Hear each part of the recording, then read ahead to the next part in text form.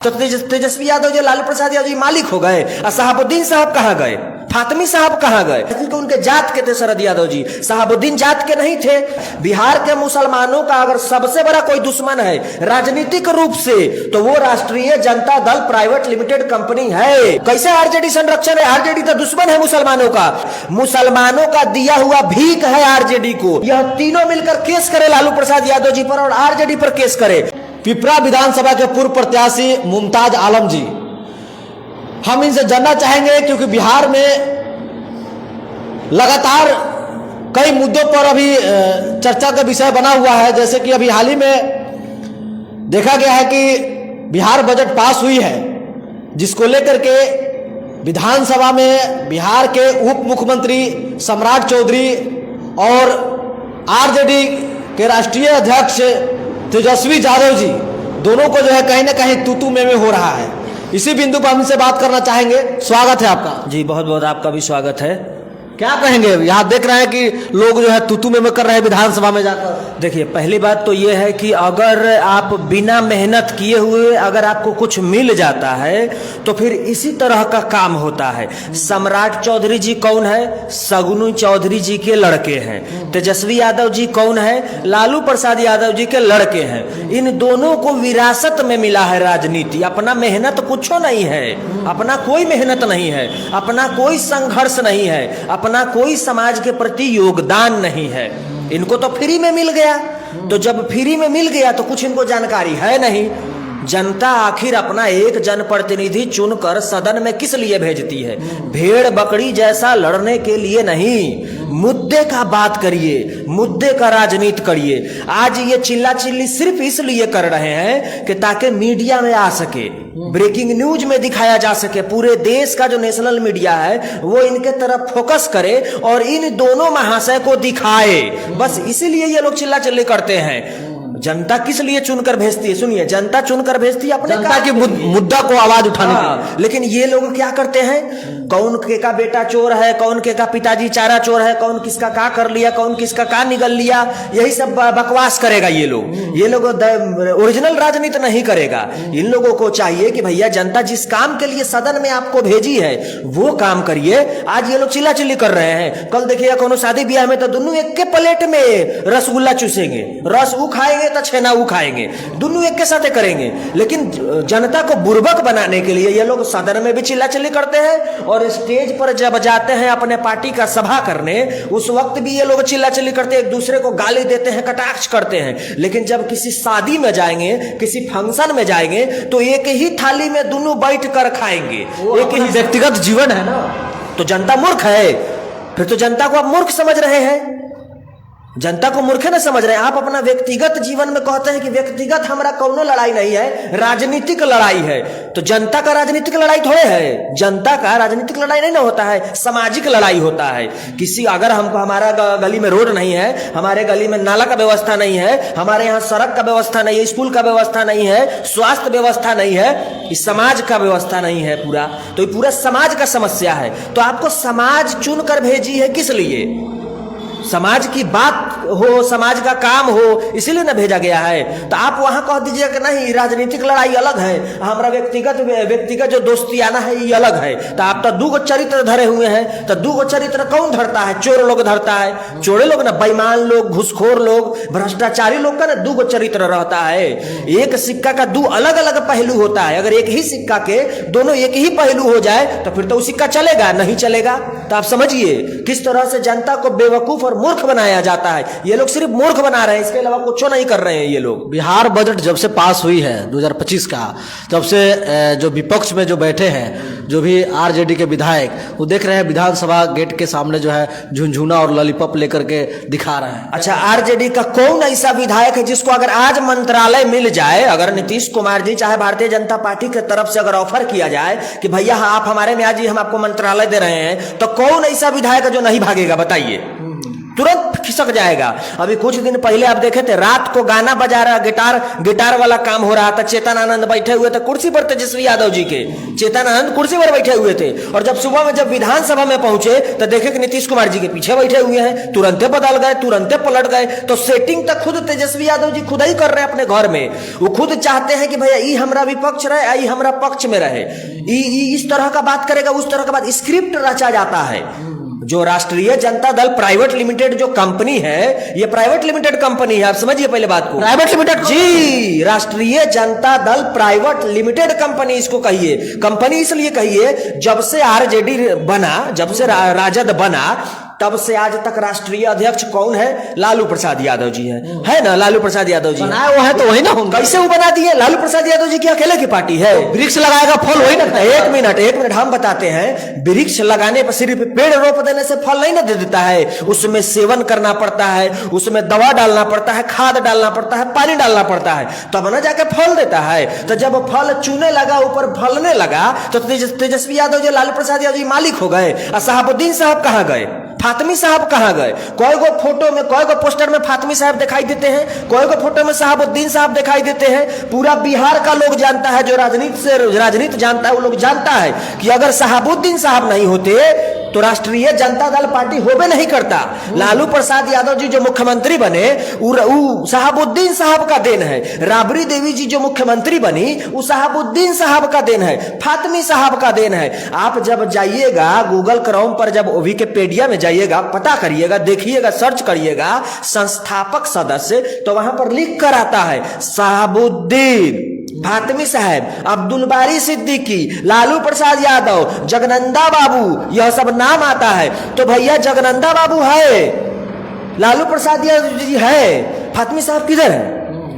एगो दरभंगा का सांसद, उनको फातमी साहब को मधुबनी भेज दिए, उनको जिताए भी नहीं, उनके प्रचार में भी नहीं गए तेजस्वी यादव जी या आरजेडी का कोई नेता। तो आप तो फातमी साहब को साइड लगा दिए। आप शहाबुद्दीन साहब का मरनी धरनी जब हुआ, तब लालू प्रसाद यादव जी को याद भी नहीं है महीनों। वहीं शरद यादव जी का देहांत हो गया तो रात को 12 बजे इनका ट्वीट निकल जाता है, क्योंकि उनके जात के थे शरद यादव जी, शहाबुद्दीन जात के नहीं थे। लेकिन ये बात बिहार के मुसलमानों को समझ में नहीं आता है। बिहार के मुसलमानों का अगर सबसे बड़ा कोई दुश्मन है राजनीतिक रूप से, तो वो राष्ट्रीय Janata Dal private limited company है। और यह बात बिहार के मुसलमानों को बीजेपी के साथ जाना चाहिए। कहे जाएगा बीजेपी के साथ? फिर किसके साथ जाएगा भाई? दो तो है, कांग्रेस बीजेपी। नहीं, काहे कांग्रेस है बीजेपी? बाकी लोगों के पास अपना अपना दल है। मुकेश सहनी अपना सहनी समाज लेकर, मल्लाह समाज लेकर चलेंगे, उपेंद्र कुशवाहा जी कुशवाहा समाज लेकर चलेंगे, तेजस्वी यादव जी आरजेडी कहेंगे कि भैया हमारा यादव का पार्टी है, तो वो यादव का लेकर चलेंगे। और मुसलमान अनाथ बउआएगा, 17% है तो मुसलमान, तो उनका कोई संगठन नहीं रहेगा। मुसलमानों का संरक्षण आरजेडी है। कैसे आरजेडी संरक्षण है? आरजेडी तो दुश्मन है मुसलमानों का। जो मुसलमान, मैं तो चैलेंज करता हूं, अगर बिहार में कोई भी एगो मुसलमान है जो आरजेडी का कार्यकर्ता है या आरजेडी का नेता है, हमसे 5 मिनट आकर बहस कर ले। अगर उसी वक्त वो आरजेडी नहीं छोड़ दिया तो आप हमसे कहिएगा। सिर्फ एगो सवाल का जवाब आरजेडी से जुड़ा हुआ मुसलमान नहीं दे सकता है। मैं तो बोलता हूं कि आरजेडी में जुड़ा हुआ मुसलमान गुलाम है। आप समझिए बात को। सिर्फ गुलामी कर रहा है, जाकर तेजस्वी यादव आरजेडी के कार्यालय में जाकर पोछा मारने का काम करता है ये लोग। और यही लोग है जो बिहार के 17% मुसलमानों का जीना हराम कर दिए हुआ। आज राजनीतिक रूप से एक को नेता है बिहार में मुसलमान का? नहीं है। यादव समाज के लोगों का कहते हैं कि भाई लालू यादव जी है, तेजस्वी यादव जी है, तेज प्रताप है, मीसा भारती है, तो पप्पू यादव जी यादव नहीं है। युवाओं का रुझान है तेजस्वी, कुछ नहीं है। कौन बोलता है आपको यादव? कल पटना में युवा जो है चौपाल कार्यक्रम था पटना में, पूरा युवाओं का जो है कि हजारों के युवा वहां पहुंचे थे। कोई को विधायक है तेजस्वी यादव जी का, सब अपना अपना बस भाड़ा करके आदमी को ले जाते हैं। कौन नहीं जानता है बताइए तो? कोई युवा, अभी पार्टियां तो वही करती है। अगर ऐसा होता तो अभी कितना दिन पहले 2024 का लोकसभा का चुनाव हुआ है ना, काहे 4 गो सीट जीती है, 26 गो सीट आरजेडी को मिला, 3 गो सीट मुकेश सहनी जी को दे दिए हेलीकॉप्टर में बैठा के घुमाने के लिए कि मल्लाह समाज हमको वोट दे देंगे, मिला। कई गो सीट इनका जीता? 4 गो सीट जीते, वो भी मुसलमान के मेहरबानी से जीते हैं। अगर मुसलमान नहीं वोट दे तो आरजेडी का एगो विधायक नहीं जीतेगा। मुसलमानों का दिया हुआ भीख है आरजेडी को, तब आज आरजेडी है। इस बात को आप समझिए। और मैं तो कहता हूं जो शहाबुद्दीन साहब के परिवार के लोग हैं, और जो फातमी साहब के परिवार के लोग हैं, जो अब्दुल बारी सिद्दीकी के परिवार के लोग हैं, यह तीनों मिलकर केस करे लालू प्रसाद यादव जी पर और आरजेडी पर केस करे। भाई महाराष्ट्र में क्या हुआ? शिवसेना पर जब केस हुआ पार्टी पर, तब पार्टी का सिंबल सिंपल एक नाथ शिंदे लेके चल दिए कि नहीं चल दिए, पार्टी में बंटवारा हो गया कि नहीं हो गया। तो जब संस्थापक सदस्य शहाबुद्दीन साहब है, संस्थापक सदस्य फातमी साहब है, संस्थापक सदस्य अब्दुल बारी सिद्दीकी है, तो इन लोगों को पार्टी में काहे नहीं जगह है। अभी देखिए आप, चुनाव जब था तो टिकट दिया इनको, हिना साहब को टिकट मिला था, नहीं मिला।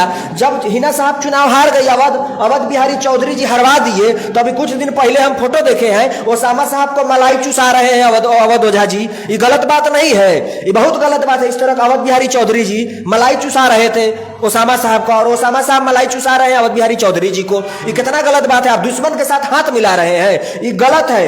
अपने हक का अगर लड़ाई लड़ेंगे तभी दुनिया आपको लोहा मानेगी। अगर अपने हक का लड़ाई अगर नहीं लड़िएगा तो भैया आप गुलामे हैं। ओसामा साहब को चाहिए कि लालू प्रसाद यादव जी और आरजेडी पर केस करे और अपने हक का लड़ाई, अपना अस्तित्व मांगे, पार्टी में बंटवारा करे। राष्ट्रीय जनता दल पार्टी जो है अगर आज 100 करोड़ की है, उसमें से 50 करोड़ का मालिक होना चाहिए हिना साहब, ओसामा साहब, फातमी साहब के परिवार के लोग और अब्दुल बारी सिद्दीकी के परिवार के लोग। लेकिन इतना बात तो मुसलमानों को समझ में नहीं आता है, बिहार के मुसलमानों को, और इसलिए नहीं समझ में आता है क्योंकि जितना जो है दलाल टाइप का जो आरजेडी में जुड़ा हुआ मुसलमान विधायक सांसद जो बउआ रहा है, यह लोग इतना करप्ट है, इतना भ्रष्टाचारी है, ये लोग अपने कौम के लिए गद्दार है, ये लोग दलाल टाइप का लोग है। और यही लोग मुसलमानों का ये हालत कर दिया है कि आज बिहार में मुसलमान का एगो नेता नहीं है। और सेम सिचुएशन दलित समाज के लोगों का है। अगर आज दलित समाज का कोई कांड हो जाता है, कोई गड़बड़ा जाता है, कोई मामला हो जाता है, तो बिहार में है दलित का कोई नेता? कोई नहीं है। आपको उत्तर प्रदेश से बुलाना पड़ेगा नेता, तब वो आके कोई लड़ाई लड़ेगा तो इंसाफ मिलेगा दलित समाज के लोगों को। बिहार में बिहार के मुसलमान और बिहार के दलित समाज के लोगों का एक जैसा हाल है और दोनों की आबादी सबसे ज्यादा है। और दोनों समाज के लोगों से मैं कहना चाहता हूं कि वोट देने में सबसे आगे है लेकिन टिकट मिलने में सबसे पीछे है, नहीं मिलता है। इसलिए हम कह रहे कोई को दलित का आप विधायक हमको बताइए। आपको जानकर हैरानी होगा कि बिहार में 243 को विधानसभा का सीट है ना जी, 56 को विधायक है यादव समाज के लोग। अब आप समझिए हम क्या कहना चाह रहे हैं। हमको यादव समाज से कोई थोड़ी दिक्कत है भाई, पप्पू यादव के तो हम समर्थक है। पप्पू यादव जी के लिए पूर्णिया हम वोट मांगने गए तो तेजस्वी यादव, लालू यादव जी यादव है, पप्पू यादव जी यादव नहीं है। आज अगर यादवों का सबसे बड़ा कोई नेता है बिहार के अंदर में तो वो पप्पू यादव जी है। यादवों के ब्रांड होने चाहिए। लेकिन क्या किया था लालू प्रसाद यादव जी और तेजस्वी यादव जी मिलकर? पप्पू यादव जी के खिलाफ जाकर प्रचार करके कहते हैं पूर्णिया में जाकर कि भैया आरजेडी को, इंडिया अलायंस को वोट दीजिए और नहीं तो एनडीए को दे दीजिए, मतलब पप्पू यादव को नहीं दे दीजिए। तो यहां तो साफ जाहिर हो रहा है कि तेजस्वी यादव जी यादवों के ही दुश्मन है। हमारा तो छोड़िए, मुसलमान के तो है। पप्पू यादव से क्या दिक्कत है तेजस्वी को? अरे भाई अगर पप्पू यादव जी अगर लाइमलाइट में आ गए, अगर अस्तित्व में अपने आ जाएंगे तो तेजस्वी यादव जी का करियर डुबा देंगे। तेजस्वी यादव जी का करियर खत्म हो जाएगा, करियर उनका राजनीतिक रूप से पतन हो जाएगा। क्योंकि पप्पू यादव जी तेजस्वी यादव जी से 1000 गुना बेहतर नेता है। आप समझिए, तेजस्वी यादव जी नेता नहीं है। नेता कौन होता है? जो संघर्ष करता है। तेजस्वी यादव जी सोना का चम्मच से दूध पीकर पैदा हुए, उनको क्या पता कि संघर्ष क्या होता है? उनको क्या पता कि भैया समाज में जाकर किन किन समस्याओं को झेलना पड़ता है, कैसे कैसे होता है? पप्पू यादव जी तो दिन भर समाज में रहते हैं, दिन भर बउआते रहते हैं, अन्य लोगों का मददें करते रहते हैं। तो हम तो पप्पू यादव जी को समर्थन करते हैं। पप्पू यादव जी हमारे आइडल रहे हैं राजनीतिक रूप से। यह सब तो अच्छा देखिए, बिहार में एक और मामला जो है सामने आया है जिसको लेकर अभी काफी चर्चा में जो है चल रहा है। मामला ये है कि जैसे कि रामविलास पासवान जी नेता हुए तो उनके बेटे जो है कहीं ना कहीं उनका जो भी धरोहर था, जो भी उनका राजपाट था वो संभाल रहे हैं चिराग पासवान। उसी प्रकार लालू यादव के बारे में आप देख सकते तेजस्वी यादव कर रहे हैं।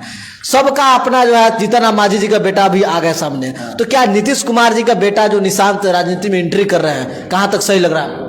देखिए, परिवार की राजनीति, देखिए कोई भी परिवार का विरासत होता है, कहीं से कोई दिक्कत नहीं है, लेकिन आप योग्य रहिए। आप हमारा बात पहले समझिए हम क्या कर रहे हैं। हम पहले ही बोले कि सम्राट चौधरी जी सगुनी चौधरी जी के लड़के हैं, ठीक है, उनको विरासत में मिला। लालू प्रसाद यादव जी के लड़के हैं कौन? तेजस्वी यादव जी, उनको विरासत में मिला। तेज प्रताप यादव जी हैं, रोहिणी आचार्य जी हैं, मीसा भारती जी हैं जो सांसद है अभी, तो इन लोगों को विरासत में मिला। लेकिन अगर इन लोगों का जमीन पर काम देखिएगा, संघर्ष देखिएगा तो नहीं है। यही बात करिएगा अगर नीतीश कुमार जी की, तो नीतीश कुमार जी पिछले 20 सालों से 18-20 सालों से बिहार के मुखिया है। वो अगर वह चाहते तो अपने आखिरी दौर में नहीं लाते। आप समझिए, उनका नीतीश कुमार जी का अब आखिरी दौर ना है भाई। एक तो एज भी हो गया, दूसरा राजनीतिक रूप से आखिरी दौर कहिए उनका। तो अपने आखिरी दौर में अगर अपने परिवार के विरासत को सौंप रहे हैं तो ये इसमें कहीं कोई दिक्कत नहीं है। लेकिन जब हम स्वस्थ हैं, अभी हम अच्छे हैं और हम अपने पूरे परिवार के बेटा बेटी, साला, सरोजनी, ससुर, दामाद, साला, जहां तहां से पकड़ पकड़ के लाकर अपने लोगों को अगर हम विधायक बनाने लगे, टिकट देने लगेंगे, तो वहां परिवारवाद हावी हो जाता है राजनीतिक रूप से। लेकिन यहां निशांत कुमार की राजनीतिक एंट्री में सबसे ज्यादा दिक्कत किसको है? तेजस्वी यादव जी को है। इसलिए क्योंकि भैया निशांत कुमार जो है वह तेजस्वी यादव जी से ज्यादा योग्य और काबिल है। इसलिए काबिल है क्योंकि वह राजनीति समझ रहे हैं, वह सीख रहे हैं, वह समाज के बीच जा रहे हैं। इतना लाइमलाइट में तो नहीं रहते, आप जानबे करते हैं। बहुत सारा बाउंसर गार्ड लेकर तो नहीं घूमते हैं। जैसे तेजस्वी यादव जी अपने आप को बड़का नेता मानते हैं, बड़का नेता कहलाते हैं। अगर उनका संघर्ष रहता तब अगर वो नेता कहलाते तो कोई बातों होता, कुछ आदमी को समझो में आता। लेकिन यहां तक कुछ नहीं है। लेकिन निशांत कुमार जी लाइमलाइट से दूर रहे। 20 साल से, 18 साल से उनके, जिनके पिताजी मुख्यमंत्री हैं, वह लाइमलाइट से दूर रहे, अपना पढ़ाई लिखाई पर ध्यान दिए, समाज को समझने में लगे। वो आप समझिए पहले बात को, समाज को वो समझने में लगे। और वहीं तेजस्वी यादव जी क्या किए हैं बताइए? जिनके माताजी मुख्यमंत्री, जिनके पिताजी मुख्यमंत्री, आज उनका बेटा मंत्री मंत्रालय में रह चुका है, पूर्व डिप्टी सीएम रह चुके हैं, पूरा का पूरा परिवार राजनीतिक रूप से राजनीतिक में आ चुके हैं। तो इसको परिवारवाद कहा जाता है। जो नीतीश कुमार जी कर रहे हैं वो परिवारवाद नहीं है, वो तो अपना भाई उनका धरोहर है, तो वो अपना एक तो सौंप ही सकते हैं। तो एक सौंपिए, कोई दिक्कत नहीं, लेकिन काबिल होना चाहिए। निशांत कुमार काबिल है, आप समझिए। अब जब वो इसमें आ जाएंगे, पदभार संभाल लेंगे, पद पर आ जाएंगे, तब देखा जाएगा कि वो कितने काबिल है और कितने नहीं। लेकिन अभी तो नहीं है। तो अभी हम बिहार से बाहर थोड़ा सा बात करना चाहेंगे, काफी देर हो गई। बिहार से बात ही करना चाहेंगे कि अभी, क्योंकि आप पिछले स्टेटमेंट में आपने बताया भी था कि जो है पप्पू यादव और हम भीम आर्मी के जो चीफ है चंद्रशेखर आजाद, नगीना से सांसद है, उनका भी बहुत बड़े फैन है। तो अभी हाल ही में उन्होंने मथुरा में गया तो वहां पर उनके ऊपर जानलेवा हमला हुई। उसके बाद एक दिन बाद जो है उन्होंने भुवनेश्वर गया, वहां भी उनके ऊपर जानलेवा हमला हुई। क्या कहेंगे? देखिए, सबसे पहली बात तो यह है कि जो लोग ईमानदारी रूप से काम करना चाहेगा इस देश में, हमारे इस देश में जो लोग ईमानदारी पूर्वक काम करना चाहेगा, जो लोग सच्चाई, जो लोग ऑथेंटिक राजनीति, ओरिजिनल राजनीति, जो समाज के अंदर जिस चीज की जरूरत है अगर वह करना चाहेगा, अगर समाज के दबे कुचले पिछड़े लोगों की आवाज बनकर उभरने का कोशिश करेंगे लोकसभा और विधानसभा में, उनके ऊपर हमला स्वाभाविक है, यह झेलना ही पड़ेगा। बड़े बड़े योद्धा हमारे देश में रहे हैं पहले, उन पर भी हमला हुआ है। जो सच्चा योद्धा रहे हैं, जो अपने ही समाज के लिए मर मिटने को तैयार थे, अपने लोगों के लिए मर मिटने को तैयार थे, उनके ही अपने लोग उन पर पथराव किए, हमला किए, कईयों को तो जान से हाथ धोना पड़ गया। आपको याद होगा कि कुछ दिन पहले ओवैसी साहब पर भी हमला हुआ था, कुछ दिन पहले पप्पू यादव जी पर भी हमला हुआ था। आप समझिए, ऐसे जो लोग ईमानदारी पूर्वक अपना काम करते हैं, समाज की बातों को रखने का प्रयास करते हैं, उन लोगों पर हमला स्वाभाविक बात है, वो होगा ही होगा। जब हम नहीं डरेंगे तो फिर कोई हमको डरा नहीं पाएगा। और चंद्रशेखर आजाद रावण साहब डरने वालों में से नहीं है, असदुद्दीन ओवैसी साहब डरने वालों में से नहीं है, पप्पू यादव जी डरने वालों में से नहीं है। इसलिए हम बार बार कहते हैं कि लोकसभा में भले ही जितने लोग भी सांसद चुन कर गए हैं वो अपने क्षेत्र के लिए हीरो होंगे, लेकिन अगर पूरे देश का ब्रांड कहा जाए तो यही केवल 3 आदमी है।